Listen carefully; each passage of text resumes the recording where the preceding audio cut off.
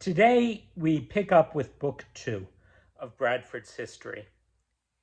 And he suddenly, at this point, changes the style in which he's going to present it to us.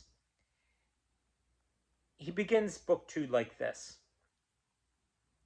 The rest of this history, if God give me life and opportunity, I shall, for brevity's sake, handle by way of annals, noting only the heads of principal things, and passages as they fell in order of time, and may seem to be profitable to know or to make use of. And this may be as the second book. And then he heads it up: the remainder of Anno 1620. Now, what he's about to write um, has become a very important historical document in and of itself.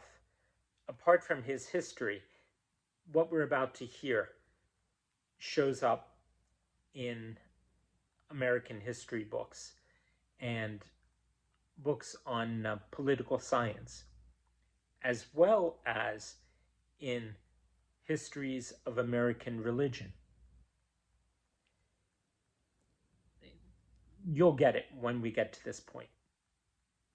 He writes, I shall a little return back and begin with a combination made by them before they came ashore, being the first foundation of their government in this place, occasioned partly by the discontented and mutinous speeches that some of the strangers among them had let fall from them in the ship, that when they came ashore they would use their own liberty, for none had power to command them, the patent they had being for Virginia and not for New England, which belonged to another government, with which the Virginia Company had nothing to do, and partly that such an act by them done, this their condition considered, might be as firm as any patent, and in some respects more sure.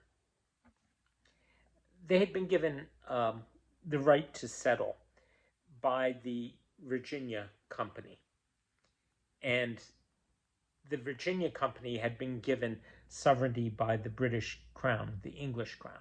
Well, British, because Scotland had the same king. Anyway, the point was that they had landed north of Virginia because the storms had blown them off course. So some of the people aboard ship were saying, when we get to shore, you can't tell us what to do anymore. And now, this did not refer to the pilgrims so much as the other passengers, for there were other passengers. And it has come to be a constant in the United States as they came to be, that there has been a constant tug of war between individual rights and the needs of the Commonwealth. It's interesting that the early days used that term, Commonwealth. When the Puritans ruled England, they referred to it as a Commonwealth. The early colonies, Virginia, Massachusetts, Pennsylvania, are not states, but commonwealths. Kentucky calls itself that as well, even though it was established later. There was an idea that people were in it together, that whatever was established was there for the common good. But there's also the streak of individual liberty that also plays a part. And it's, as I say, it's been a tug of war for, about 500 years now, and likely to be for some time to come. And so what Bradford does here is point to one of the sort of primal arguments in our various forms of government here.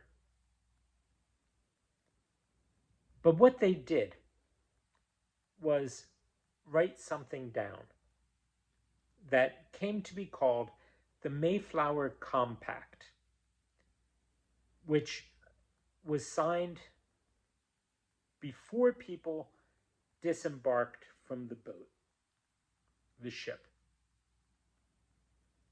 And here he records it. He says, "The form was as followeth. In the name of God, Amen.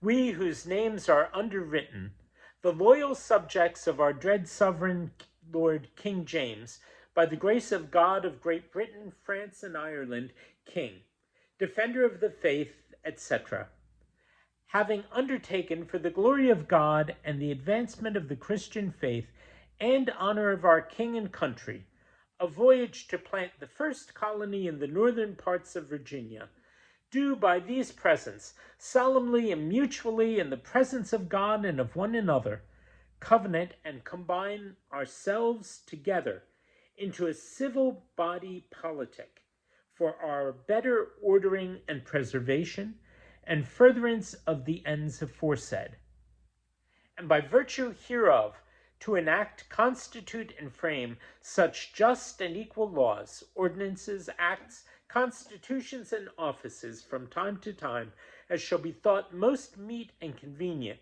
for the general good of the colony, unto which we promise all due submission and obedience.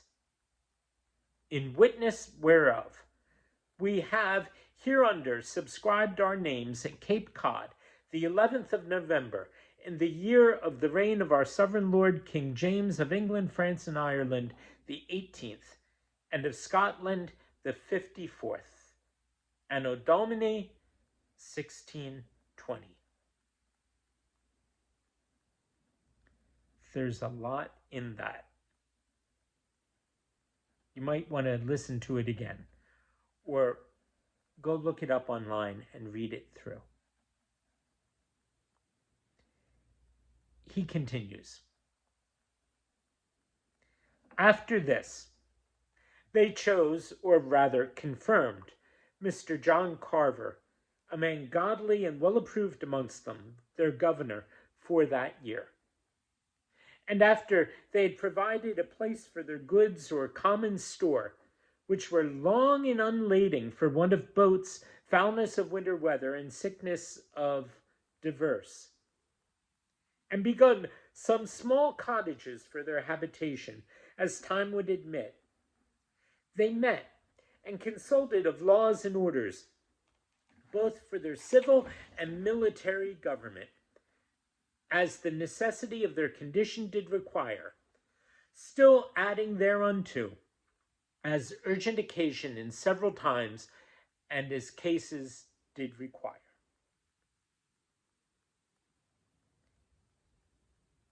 See you tomorrow.